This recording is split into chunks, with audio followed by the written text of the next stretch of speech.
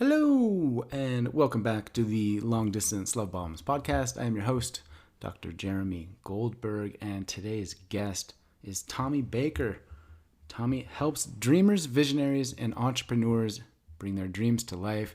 He's the author of the book Hustlers and Seekers: How to Crush It and Find Fulfillment Without Losing Your Mind. And that is essentially the subject of this podcast conversation. We talk about how you can crush life, but also find fulfillment without completely going bonkers and cuckoo up a tree. It seems that so often in the personal development space, there are two main camps. The one camp says to work hard, sleep when you're dead, out hustle everybody else in the room. The other camp says, just sit down, pray for a while, talk to God, just flow and surrender, man. Let the abundance manifest and come to you. So how do you balance those two seemingly contradictive, I don't even know if that's a word, opposite ideas, right? How do you balance that? So in this episode, we talked to Tommy. He's a good dude. He is a writer. He's a coach. And he also has a very successful podcast called the Resist Average Academy podcast. He's helped thousands of people through the years. And in this one, he tells a few stories, talks about his new book, and really, I think, offers a useful and helpful perspective for those of us trying to do some big work in the world while at the same time not trying to burn ourselves out. So we're trying to balance the namaste with the holy moly, I just got so much done. I hope that makes sense. I think you're going to like this episode. Tommy and I have a good relationship when it comes to early 2000s punk rock, and he's a good dude. So without further ado, here is Tommy Baker.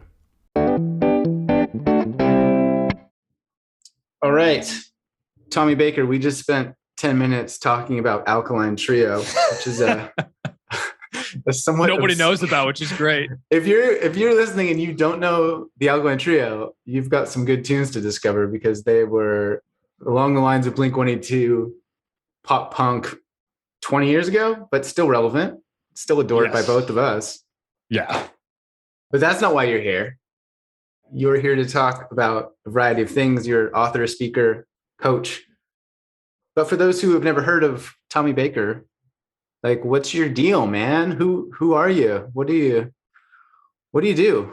What do you love? Love it. Yeah, no, that's amazing. Besides the trio, I am chasing this, I'm in a constant quest to pursue, what it means to be alive in a very real way. And when I say alive, it's how do you create a life that has meaning, that has purpose, that has fun, that has joy, that has experience, that has contribution. These are kind of the things that I've defined as important to me. And then in turn, help others do the same based on the things that they value as well. And so that's my mission. That's what gets me up in the morning. That's what keeps me up at night, reading and learning and having conversations like this. Because I've experienced the contrast of that, a life that didn't make me feel alive, a life that I didn't actually look forward to, where I was very particular on the day of the week and how I felt. And if my football team won on Sunday, then I'd be a little bit more excited. And if my boss came out of the office and, gave me a stack of papers, I'd be a little less excited. But I lived in this very comfortable emotional middle. And it is, I'm blessed to now help people get out of that place and really live at the fringes of what I call being alive, which I think is what we're all here to do. Ideally, yeah, being alive is better than the alternative. Hey, but when you talk about your sort of previous life, what was that? What were you doing? How did you get into the area that you are now? Yeah, I mean, the short answer is always pain and discomfort, I think. And because I like you, I obsessively study what makes humans tick, what actually changes behavior. And I think I don't think I know the hardest place to change from is a place of comfort. And that might be adapted comfort. So that's where I was actually going down a career that I wanted nothing to do with it on Wall Street.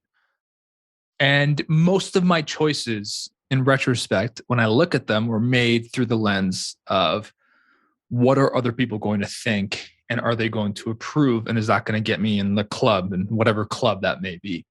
And that was the first, 20 some odd years of my life, really.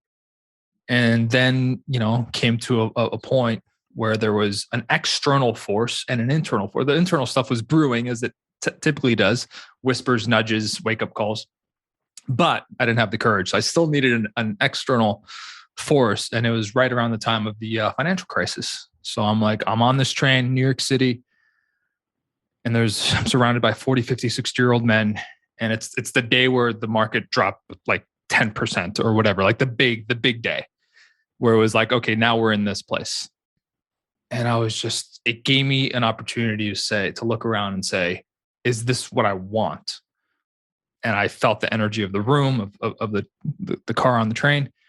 And the answer was no. And so that was like the wake up call that said, if I don't want this, then what do I actually want? And that really took me on a now 12-year quest that, much like you, I'm still on, because the deeper you go, the bigger it gets. Yeah, I like that, man. I remember having a similar moment. I worked for the Australian government for a little while, and they had, what did they call it? A reorganization, or some kind of government term whereby they fired a whole bunch of people who were world-class geniuses. And I remember seeing some colleagues of mine living with anxiety and dread for several months because they weren't sure if they were going to keep their job, if they're going to lose their job.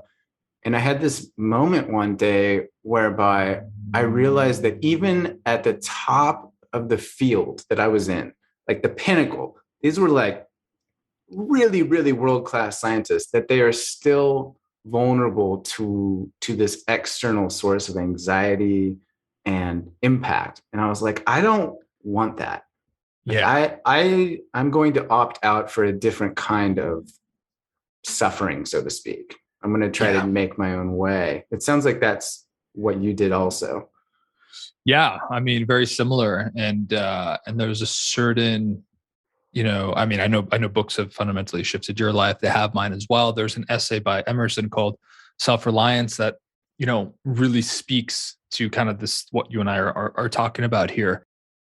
And, that's for me, that was an inflection point, kind of like, yours, that moment that it's like, I don't want to rely on this anymore, or I don't want my emotional state to be dependent on this.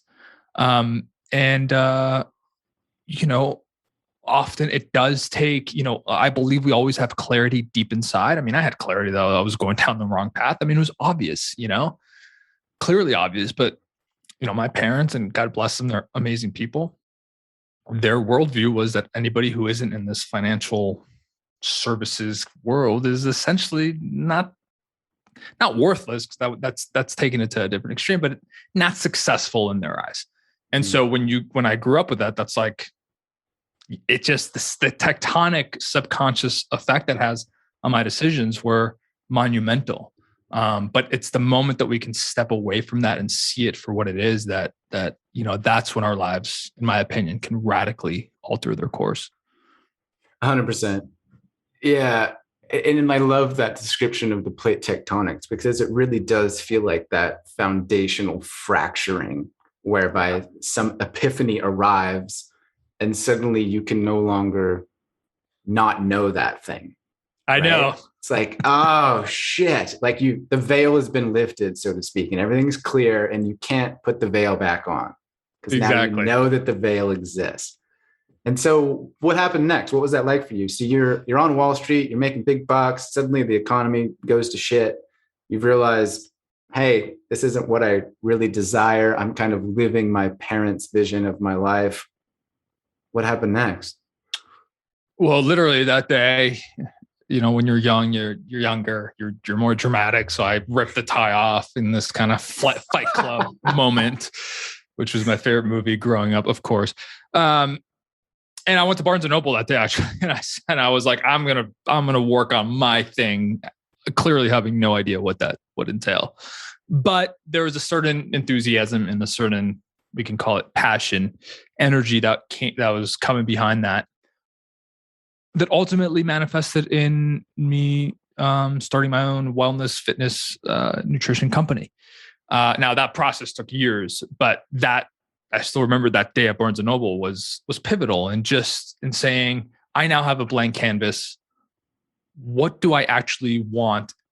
Devoid of any external acceptance, devoid of what anybody thinks is good for me, not good for me, going to work, not work, make sense, doesn't make it. That doesn't matter. Like, for the first time, can I live in a container where I can ask and answer those questions honestly? And like I said earlier, often we know what we don't want, and then knowing what we want can also be tricky. But that just involved pulling at the things that I was already curious at. What do I do already on Saturday mornings when I have nothing on the plate? What do I talk about? What keeps me going even when I'm exhausted? What am I already studying for free? When I go to the bookstore, where do I go? And those questions and those answers, they contain some nice ingredients that can turn into something. And often the thing that we love or we're good at or can we develop in a career is actually it's sitting right underneath our noses. We just don't realize it. And we think we have to go on this Joseph Campbell's hero's journey, which we will, by the way, to discover it and go to Peru and Costa Rica. And those are beautiful places and we should all go there.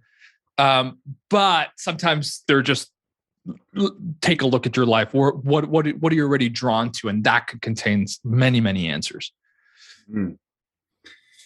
Yeah, it's the classic inflection point, right? Whereby you kind of realize the agency that you have in your life. Yeah. And it's, in my experience, it's this kind of collision of overwhelm and possibility. I love that. Like, oh my God, I can do anything I want. And then also, oh my God, I could do anything I want. Like, yeah. How did you navigate that? Yeah. I love that. I love that mix of those two, because I do think in our culture, and I'm very wary of this too, in my platform and the stuff that I tell people, I think there can be a certain survivorship bias where you only show the possibility side because that's cool and that's fun and that's exciting and all of that stuff. And it is. But I love that you mentioned the other side, because to the degree that there's possibility, to me, is that the degree that there's also the overwhelm and the questioning and what now. To me, it was just as simple as a practice in emotional intelligence, emotional resilience, knowing what I was feeling. But also, if we go back to where we started, it's like, let's say our emotions are on a scale of 1 to 10. 1 is like deep grief and sadness, and 10 is like a flow state like you've never seen. Like, at that point in my life, I was very stuck between 4 and 6.5. Right? If my team won on Sunday, I was a 6.5, and if the boss, told me to screw off, I was a 4. But I was stuck in this container in the middle, so I never experienced too much on the 1s or the 2s. But that actually robbed me of experiencing the 8s, 9s, and 10s. And so, to answer your question, for me, that first step was allowing the possibility and the overwhelm to actually fuel one another, and to understand that these are temporary states, and very quickly overwhelm can turn into possibility, and possibility can turn into overwhelm. And that means that we're actually moving towards something that matters to us. And so when I say, earlier talking about being alive, it's that feeling of aliveness that I believe we all yearn for. And aliveness can be sadness, and aliveness can be immense possibility. So it took like 10 years of emotional work. It didn't happen overnight. It didn't happen at one UPW event. However, it was the practice of that. And that actually, to me, is a lot of people talk about self-love and self-appreciation and self-worth. I think that's where it has to start. Can you actually experience both ends of the spectrum and not judge yourself? So if you're like in this very high state, now you're going to accept yourself. You're going to love yourself. You're going to communicate. You're going to take risks. You're going to be kind to people like you talk about. But when you're in this state, you're going to judge yourself. You're less than, you're not as good at. And I'm like, no. Both sides to me are required for what I call a thriving life experience. I like that. I'd like to transition to your book, your recent book, at least, because let's do it. It seems like we've got the background and it seems quite relevant to what you've written about. So it's called Hustlers and Seekers. Do you mind just describing that juxtaposition or the paradox? You know what I mean? Like between those. Sure. So we were talking about overwhelming possibility, and now we're talking about hustle, sleep when you're dead, like outwork your competition, and then also like just sit and manifest and allow and namaste and surrender, right? Yeah. We got Gary Vee on one side, we got The Secret on the other. 100%, man. So I've now been on my own for 12 years. I'm kind of losing track of time now, but it's been over a decade. And I found that there is this kind of tension between these two worlds, that there's this narrative that says work ethic is the answer to everything. I mean, let's face it, it's painted literally in red, white, and blue on our flag, this work ethic obsession. And that's one side. And that's really good to achieve things, to cross things off your list, to go up the corporate or entrepreneurial ladder. And then there's another world, and that's the world of disconnecting and creating space and creating peace. Because I know a lot of, and this, again, my experience, started to become successful in the fitness industry and grew multiple locations, had opportunity for maybe franchising, stuff like that. And even though it was the thing that I also wanted, I found myself working so hard to the point of diminishing return, where it's like, yes, I was achieving, but at some point, the more that I achieved, the less peace that I felt. That was like a weird thing to me. Like, how am I becoming more successful, but like internally, I'm actually getting away from my true north? Like that was a weird thing for me. And then I obviously realized that it was actually quite common. And then on the other side, what I'll call seeking, which is, space, detachment, the inner work, the emotional work, whatever we want to call it, possibility. I found that was amazing to create fulfillment. That was amazing to experience these states of joy and wonder and awe and insight and stuff like that.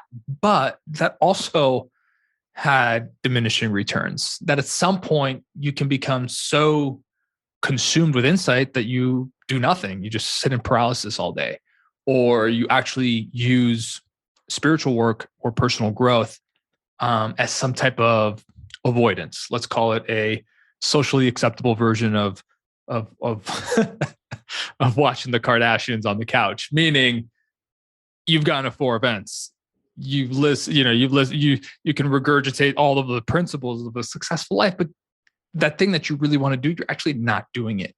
So I found that, and by the way, this was all complete trial and error. So I like in the book, and right now I'm obviously making light of both of these worlds because I've been so entrenched in both of these worlds. There's a scene in the book where my staff at my fitness business had a staff of like 12 to 15, depending on the season. And we're in my office and we're having a conversation, and they're saying, you know what, Tommy, I tomorrow's Christmas Eve, and I just don't think anyone's going to want to come in. And just being in like in disbelief. Oh, it's Christmas Eve, like not even knowing, like just ridiculous, right? But I've also tipped the scales so far on the other side where I couldn't make a decision without, dialing a guru or a coach. Like I had no agency. My agency was completely gone. And so that's the genesis of the book, that these two worlds aren't separate. And not only can they coexist for each of us, but to me, the way that I've defined a life well lived, and I think that's important for anybody out there as well to define that first, they must coexist. They must coexist. So you'll have the sort of yin and the yang. Is that the idea? Yeah. And this is such a, universal kind of theme, right? These different energies. But to me, I was frustrated because I'd go down the bookstore and it'd be like, crushing it, 10x rule, squeeze every moment out of your workday, all of that stuff. And then on the other side, it'd be like surrender, experiment, the power of now, and some Eckhart Tolle book. And I'd be like, and I love both. That's the thing. And a lot of people love both. But I was like, how do I would stand there and I'd be like, what do I do on a random Wednesday? Like, which one of these is going to help me on a random Wednesday? And now I know the answer is both. And that's what the mission of the book is hopefully is designed to do. Yeah. When the pendulum swung the other way towards the spiritual side, you referenced like a coach and a guru, but what did you notice was different in your life when you operated in that space versus the hustler space? From positives or downsides? Both, I suppose. Yeah. Well, it's that to me is a non-negotiable foundation. The way that I define success, and again, it's individual for everybody. I can achieve everything and 10 times over, but if I can't be at peace with myself, if I can't love spending time alone, if I haven't cleared stuff from the past that I'm still holding on to, none of that matters. So to me, the seeking has to be the foundation. And it did amazing things for my life. Much like people listening, and I'm sure you, like that's the inner work. I mean, there's no escaping the inner work. That's all we have at the end of the day. And so completely changed my life, transformed my relationship with myself, with others, with like a higher source, all of that stuff. However, I also realized that there can be too much of a good thing, in the sense that there are times where I definitely used it as a distraction. I definitely used it as escapism. Actually, I definitely used it as what I call spiritual video games, which is like, no, I wasn't playing Call of Duty in my basement, but like, come on, like I was avoiding having a tough conversation or avoiding creating something, writing a blog post, putting some type of workout into the world because that felt so damn good. And the thing is, seeking is full of possibility. It's always about insight gathering and vision and all of that stuff. And now there are some parts about the inner work that can be difficult to manage emotionally, but a lot of it is about possibility. And if it isn't, you're still feeling better because you're healing parts of yourself that were previously unacknowledged. And so the downside in that world was I'm not creating something that has meaning externally to me. And it's like, yes, I'm internally fulfilled, but I want to live in a world where my internal fulfillment can be matched with outer reality. And now some people don't. They're like, they're totally cool being the Himalayan yogi. And I totally respect that, by the way, and like detaching, opting out of, Western society or whatever it may be. I totally get that. I have an Into the Wild poster here, Chris McCandless is my hero, but it wasn't practical enough for me. So those were the benefits and the downsides. And so it sounds like you have traversed this kind of trail towards balance is a word that I use but don't love, but it's like trying to find that middle ground whereby you're hustling but also spiritual, you're performing but also fulfilled. Yes. Like, how is that for you now? Or what have you learned? What do you have to share from that place? Yeah, I mean, and that's really, what the book is about. And I agree with the word balance. I kept having to take it off the book because that's not what the thing was. But the word that I really latched onto was synergy. Synergy and sweet spot. So the whole premise is that I have a sweet spot, you have a sweet spot, the listener has a sweet spot, and it's very context dependent. Right now I am in a season of my life where I'm putting work out into the world. That it requires me. It doesn't require, but I'm choosing it actively because if you believe in what you do, you want to get it in the hands of people. I'm choosing to tip the scales. I'm choosing to, let's say hustle 75% of the time right now. And I know that, and that's away from my usual sweet spot. And so I know there's going to be a recalibration period in January where I'm going to go within. I'm going to take time off. I'm going to get off social media, like all of these things. Right. And so, yes, it's about synergy. It's about being able to not get stuck in rigid identities, because I think that can happen very often. One of the problems with hustlers is, or the ambitious, is that if they're not actively pursuing their vision, if they're not actively in movement, they, maybe on a subconscious level or maybe on a conscious level, they feel a few notches lower in terms of their self-worth. And this happened to me, right? It's like, if I was unplugged, I couldn't wait to get plugged in. Not because I had this huge grand changing mission, and that's what people will say, but because I just didn't feel comfortable not being unplugged. And so, and on the flip side, it's the same thing with on the seeking side, is that you can become so rigid into that identity that the moment that you step out into the field of play and you bring the novel that you wanted to write to life, and you get rejected by your first agent that just slams a door in your face, or actually that's not going to happen, they just ghost you, which is more common. You say, screw this, like let me go back to this world where it feels really good, and thus you're kind of dishonoring a part of yourself. So the second half of the book is split up into the two dichotomies. So I strip out a principle. So let's say we have a principle is ambition and then alignment, right? Like, how can those two go together? How can you be ambitious, which can be very psychologically healthy, or can be extremely psychologically unhealthy? See Elizabeth Holmes with Theranos, see the guy from WeWork. I mean, the list goes on in that world. And how do you combine that with alignment, right? Or, how do you take action, and what I call like relentless action, which at times can be required, but celebrate like there's no tomorrow, right? Instead of always moving the goalposts back, how can you celebrate even before you arrive at any mile marker? How can you celebrate? How can you harness discipline, but also detach, right? So the book just goes through all of these individual principles, and my aim is to show how we can all dose. And that's what it's really about. Like, how can you dose? We're in your life right now. So like, if I'm asking, and maybe I'm asking you, Jeremy, or somebody listening, to identify a place in your life where you can dose, of course, of your choosing, a little bit more discipline. Like, where is a place where that discipline is actually going to serve you a little bit more? And then on the flip side, where is a place that you can dose a little bit more detachment? And when I say detachment, it's letting go without the need of something, that becoming dependent on some outcome to come true, and instead just detach from the outcome. And so those are just some simple examples, but I kind of break it down that way. And in the middle, there's amazing stuff between those two. If you're ambitious and you're aligned, that's amazing. You create awesome stuff, right? If you're focused, but you become the observer of your life, that's great, because you do needle moving work, but then you're able to see the macro of your life.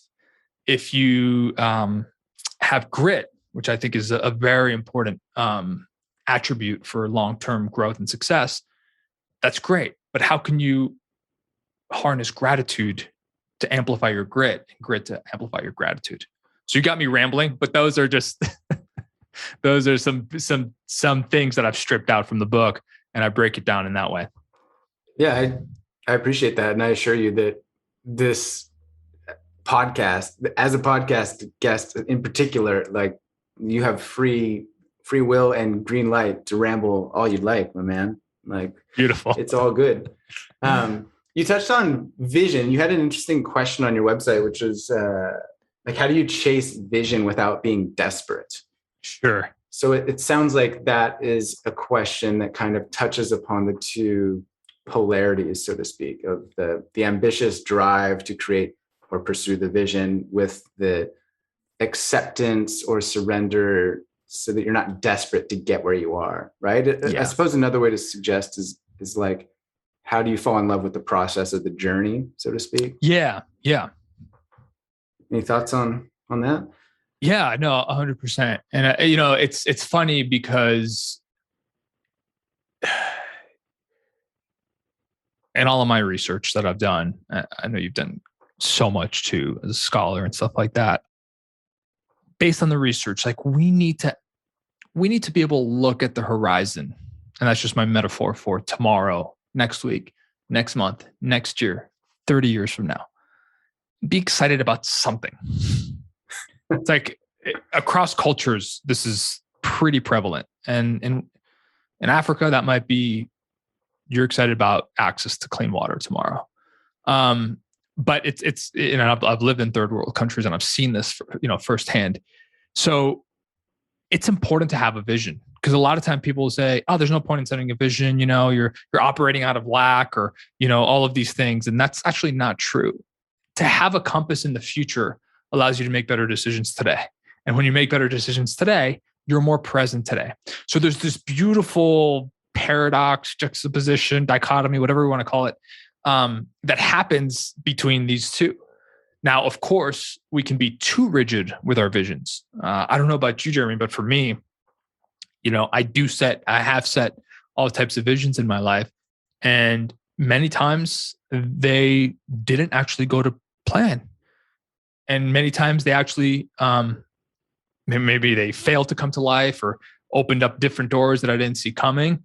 Also, many times they came to life in much more powerful and dynamic and exciting and fun ways that I never could have imagined had I been so rigid in the vision. So I think it's very important to have a vision, but that it's also important to, in essence, forget about it temporarily. And so what does this mean, like practically? Because I know it's, especially for me, it's easy for me to philosophize. It's kind of my comfort zone.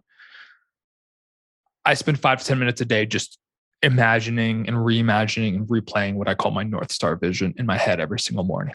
Just 5 minutes a day. I always tell people, if we have time to check Instagram, I hope you have just a little bit of time to check in with your future self. Now, once that's done, and that becomes my compass for the day. So it's like, got an opportunity to be on this amazing podcast. Yes, that's 100% aligned. Is that aligned with my North Star? Absolutely. Is this documentary about some rabbit hole for 3.5 hours aligned with that? I don't think so. Right. Or is this coffee invitation aligned with it gives you a nice way to say, are the choices and the decisions that I'm making on a daily basis, are they aligned with that vision? Are they taking me towards that? Can I see the horizon a little bit more? So on a daily basis, you can do that, but then also forget about it. Once you've done that, it's time to forget about it. It's time to actually be present in the here and the now. And that's the dichotomy between these two, because it's very easy to get desperate about a goal or an outcome. And so what happens is that your whole life is on pause until you arrive at the mile marker, which is, when we do that and we arrive at the mile marker, we look around and 1, we don't feel so good. 2, all the people that we wanted to enjoy the ride with are no longer there. And 3, we're also empty. So we got, the highest form of failure for me is getting everything you've ever wanted and then it not feeling like enough, or it not feeling like you thought it would. So can you set a vision and then love the process so much that nothing else matters? So for me, in writing this book, the writing of the book fulfilled me more than any outcome will. It doesn't matter what happens with the outcome. Yes, do I want to see it, quote unquote, succeed? Do I want people to be impacted? Do I want to get messages on Instagram? Of course. And my ego in particular wants a lot of those. But I'm playing with house money because the process made me feel meaning and purpose and fun and push my comfort zone and all of the ingredients that I mentioned at the start. And so anybody can do that the same with whatever they want to do. I recently coached he was an aspiring filmmaker, just released his first film. And it was the same exact thing. He has a big vision. He wants to win an Oscar.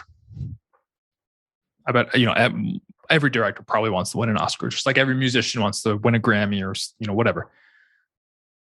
And we worked really hard to get him energetically aligned with that vision and to taste it and to feel it and to go through it, but then to also completely let go of it. Because if he's thinking about some statue, some random statue, and filmmaking is crazy. Writing a book is a joke compared to filmmaking, is what I learned. But if he's thinking about some statue when he's trying to direct, 30 people on a set. It's never going to happen. He's lost. So I love those two worlds. And I think it's important that we just check ourselves, are the actions I'm taking towards my vision, are they starting to become desperate? Am I doing them with clenched fists? Am I checking my email with a knot in my stomach? Because if they say no, I'm going to be completely off course. That's not fun to me. And it's not good for performance either. Yeah. I love that. You reminded me of something I heard from Seth Godin. You must know him. Oh yeah. All timer. Yeah. And so he was talking about this idea that we often ask people, which is like, if you knew that you couldn't fail, what would you do? Right? Like if you knew that it was all going to work out fine, what would you do? And Seth Godin, who's this marketing genius, very calm and soothing voice, says, that's a terrible question. I asked the opposite question, which is, if you knew that you would fail, like, what would you do? Like, what would you do anyway?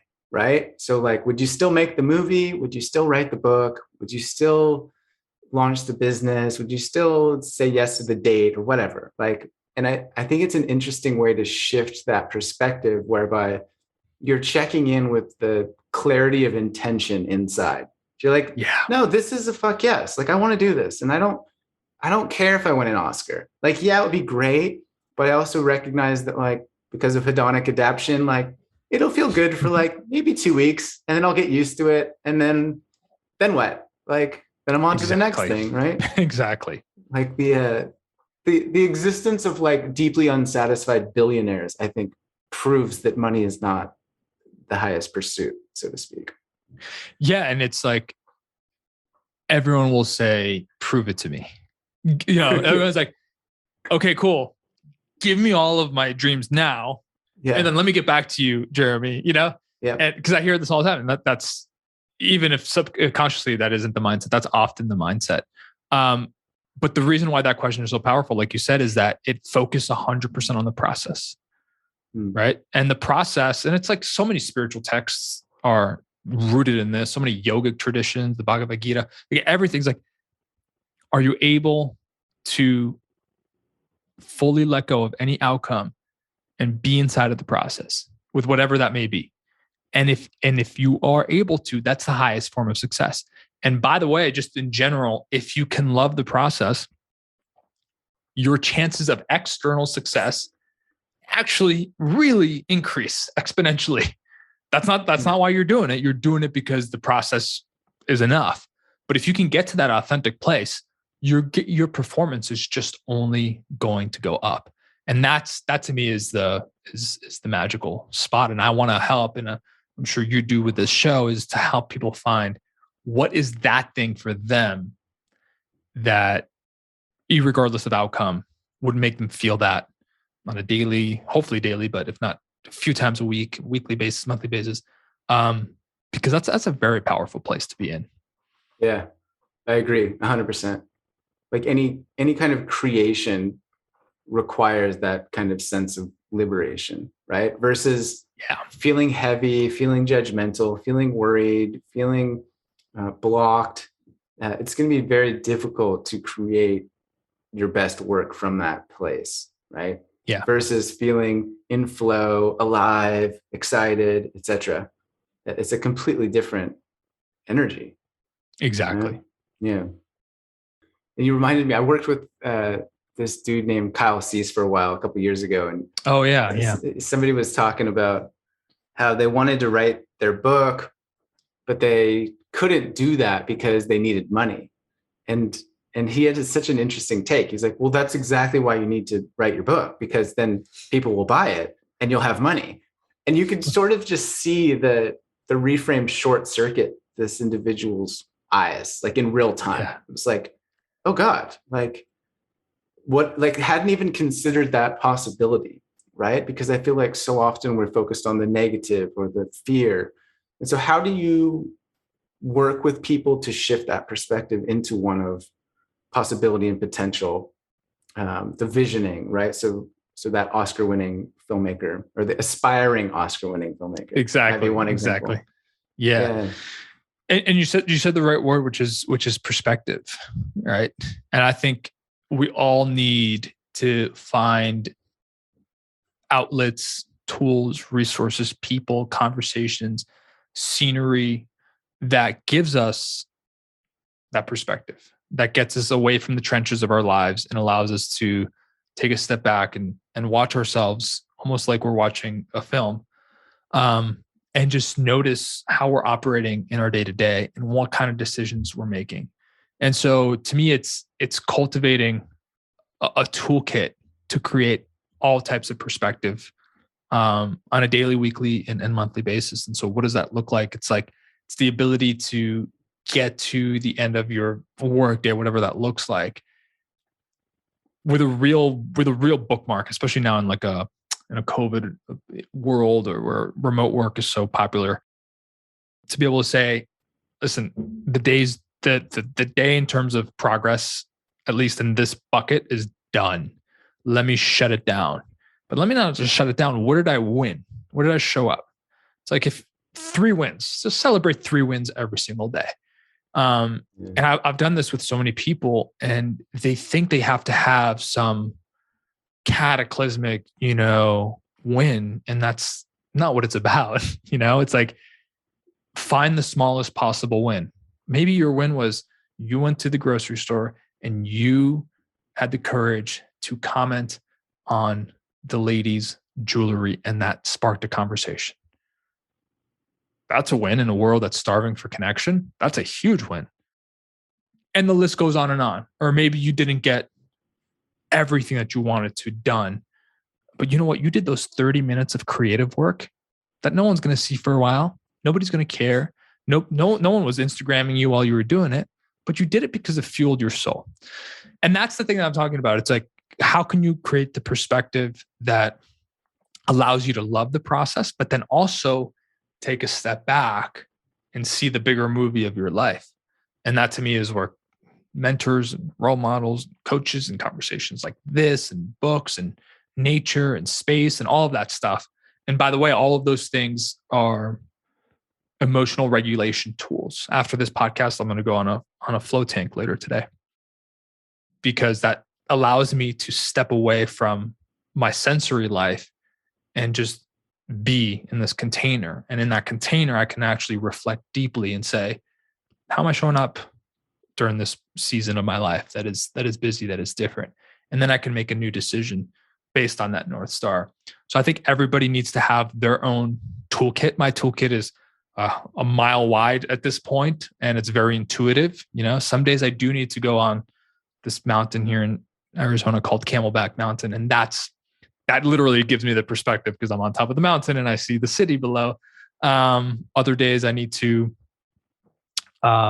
journal. Other days I need to tap into my creativity. Other days I need to work with a mentor. Other days I need to do more creative conversations like this, or call a friend, et cetera, et cetera. And so the more that we can create perspective for the process, and also the vision that we have, the more centered and the more grounded.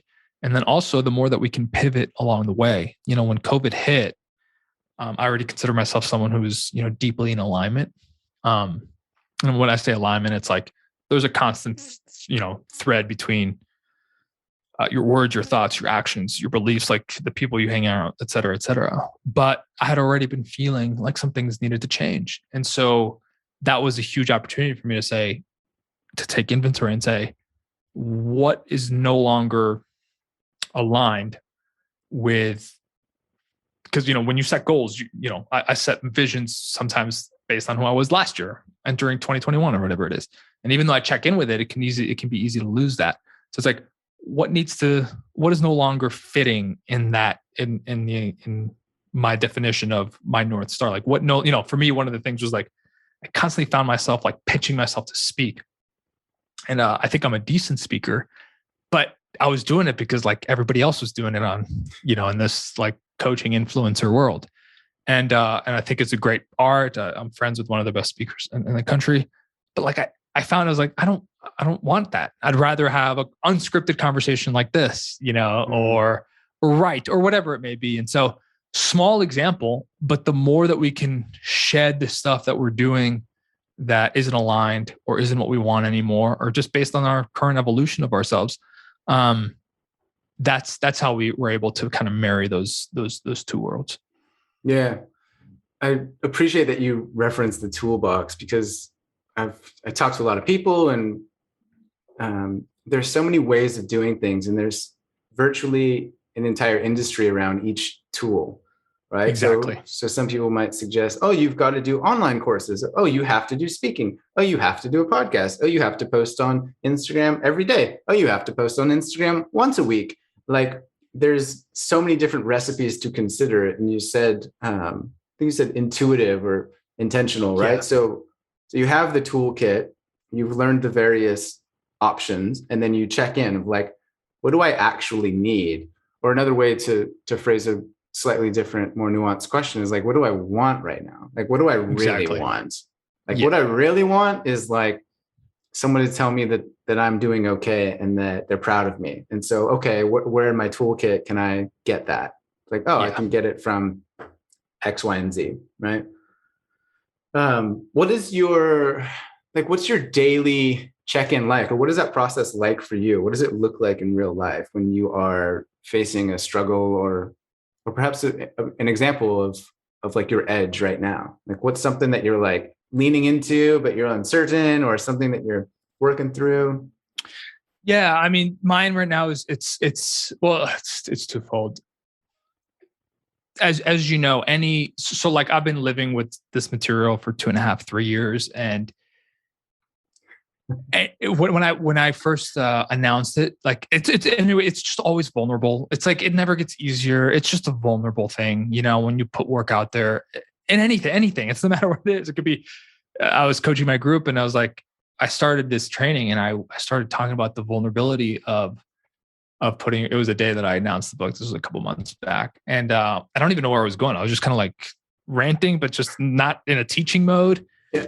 And I was like, hold on. I was like, this whole thing, that what I just said, this is me being vulnerable, because I have no idea what I'm saying right now. I'm just like, I feel kind of exposed, And so that's the thing. It's like that I'm dealing with on the other side. So like deeper, the pandemic pause and like just this change of habits and all that. It definitely reorganized some of the principles in my life in an even deeper way. And all I mean by that is that the external desire for praise and support and clapping and all of that stuff, it really started to die down, which sounds really good, but it's also, for me, I have been a very ambitious person, and I still am, but that lever was kind of like dialed down a little bit. And so for me, the thing that I'm wrestling with is my ego's doesn't like that, because my identity is tied to my kind of, I help people expand. Like that's my thing. And I've had to be okay saying, I'm going to put the program down on my ambition for now, or maybe I don't know for how long. And I can still at the same time help other people light theirs on fire. That's okay. That doesn't make me incongruent. It doesn't make me out of alignment. It just means that I can be honest about where I am right now and still perform the duties that I've chosen. And so those are two examples of where my edge is, where I'm definitely feeling the edge, the vulnerability of creating something that you never know. It's like you put something out there, it can be crickets. And by the way, earlier I said that would be okay. And the truth is, if it was, it would crush me for a week, because it's 3 years of my life. Like I would be in a bad state, and then I would be okay. And so, yeah, that's as I wanted to give you something real and honest, and those are the two things that I'm working with. Yeah, I appreciate the honesty, and I'm writing a book at the moment as well. And I feel like people don't understand what goes into any endeavor until you actually attempt it.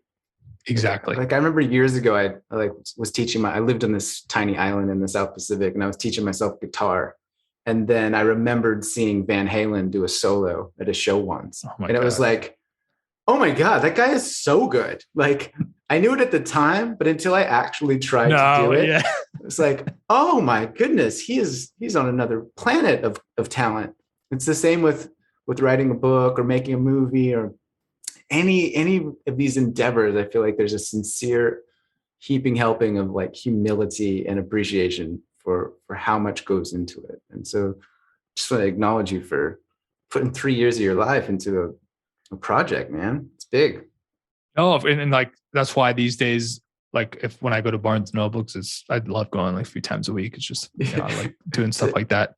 It's a happy place. I never look at a book and say, oh, it's just open the book and just like put it back. I may not be interested in it, but I hold it with so much respect because that is years of somebody's life. That's 50 people that nobody will ever meet that had their hands in that. That's agents. And those are that's like the top 1% who even get inside of the bookstore, let alone the millions that are out or self-published, which is, can also be a great route. So I completely agree, man. It's like, and that humility is I think it's fertile ground for one's own process because, and there's two ways that you can take it. You could look at someone like Van Halen doing a solo and be like, what the hell is the point? I mean, I'm never even going to wash that dude's clothes in terms of, playing the guitar. Like, why even bother? And a lot of people actually do that, I think.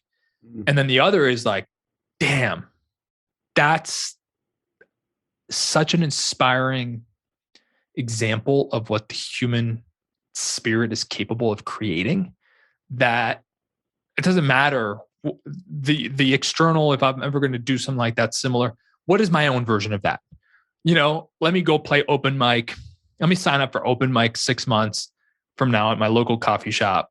That's my version of that solo. And I think that's the awesomeness of being able to look at other people through not a what's the point lens, but your inspiration inspired me to do this thing, not because I was trying to match up to you, but because I saw a reflection of me in you, and that deeply impacted me. And for me, I'm sure like you, it's like, that's been why I write books, because I've also, opened a book and been like, how did a mere mortal write this sentence? It's like, Totally. It's so ingrained in my soul that I just, these are the words that I want tattooed all over my body. And if I actually moved forward with all of the words that have impacted that way, I would have nothing left on my skin.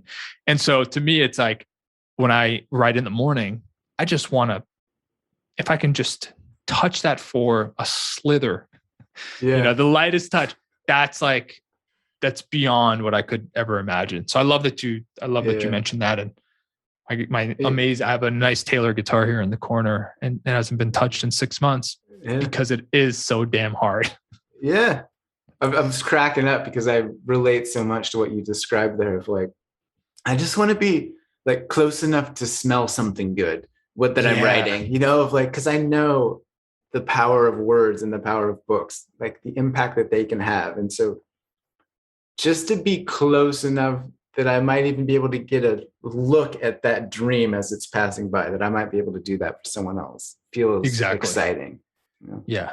On that note, I know you're exceptionally well read. Are there any books or writers that have really spoken to you in a profound manner? Of course, there are.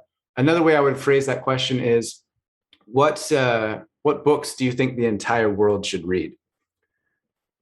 Like if you had to give a reading assignment to the whole planet, it's like these are always the hardest because it's like you have so many, and then because you have so many, your mind gets blocked and you don't know what to say. And then it's like proximity bias for like what you just read and what. Yeah, exactly. It's like what I read last week. I'm a nerd of the timeless stuff. So I think, and I read a lot of essays as well. I think Seneca has an essay called On the Shortness of Life. You can't read that and not live with a little bit more urgency, not in a stressful way, but in a very powerful way. That to me is non-negotiable. I mentioned Emerson and self-reliance. And by the way, you can print all of these out. You don't even have to get them. That's Emerson and self-reliance is so powerful for just tapping into that inner agency. Those two, in terms of essays, are some of my favorites. But like even something more modern, you mentioned Seth Godin has a tiny little book called The Dip. That's absolutely fascinating. And it's about how in any endeavor, much like we've talked about in this conversation, you hit a dip and you start excited and then you hit the dip. And the dip is, oh my God, let's not talk about Eddie Van Halen. I'm not even gonna play a chord like the guy at open mic that I see every Friday. And his whole thing is those who are willing to endure the dip get the benefits that nobody else can. So anyways, those just came off the top of my head. There's plenty more, but those are some ones that I like. Timeless and also some modern. I like to blend both of those. Yeah, I appreciate that. I've not read either of those essays, so I will endeavor to find those online. And if you're listening, I'll try and put a link in the show notes. Yeah, that'd be awesome, man. I'd love to hear your thoughts once you do. Yeah. I have not read that book by Godin, but the way that I've described that when I was doing my PhD, I described it as the valley of the suck. I was like, I'm just stuck here. I'm in the valley of the suck. And then I was on a podcast once telling this story and thinking I was being very cute. And the host was like, so like, how long was that? And I was like, oh God, like a year. Like I realized that it was like a year of my life. It was like really just burnt out over it, like all of the things, and how beautiful it is to get through that. Yeah, and it doesn't last forever. Exactly. No, you would know from writing a book. It's like there's the valley of the suck where you're like too far from the start to quit, but too far from the finish to like see the light at the end of the tunnel, so to speak. Yeah, and in that place, you get an idea every day that sounds 1,000 times better than the thing that you're writing, and your ego is like, that's gonna be the bestseller. Go write that. And I think that's actually, I don't know who said it. It might have even been Godin himself, but he's like, that's why 90% of people don't finish books, movies, creative projects, is because once they hit that valley, everything else sounds incredible, and then the cycle repeats itself. Literally everything else is better than being there. Exactly. Love that though, man. Yeah. So tell me, I'm conscious of time. Where can people find you? Where would you want to direct them? How can they get more Tommy Baker in their souls? Yeah, no, love that. I have it's complicated relationship with social. So sometimes I'm on like crazy, but I also take time off. So best place, if any of this resonated, especially if the book stuff resonated, you can just go to hustlersandseekers.com. That's hustlersandseekers.com. All the information, all the stuff is on there, all the links. We're giving some bonuses away. But that's the best place. And there's links to my website there and socials and stuff, but Hustlers and Seekers. Cool. And I'll put a link to that in the show notes. If you're listening, you can check him out, to his dormant or active social media accounts. And thank you. Just want to thank you for showing up, man. I appreciate the time, appreciate the energy. I love the topic that you've tackled. I think it's important. I think it's powerful. And I'm just stoked to know you, man. Right back to you, man. Thanks for what you're doing. I'm really excited about your book. And also I'm going to think of you next time I play some Alkaline Trio. So thanks so much, man. Yeah, brother.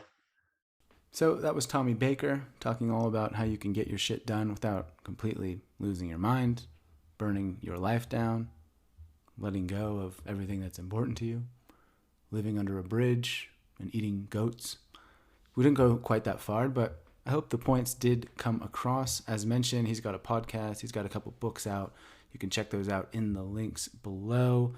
Finally, if you're looking for some plans over New Year's, we've got some spots left for the Costa Rica retreat that I'm leading with Trevor Boehm and Leela Dilla.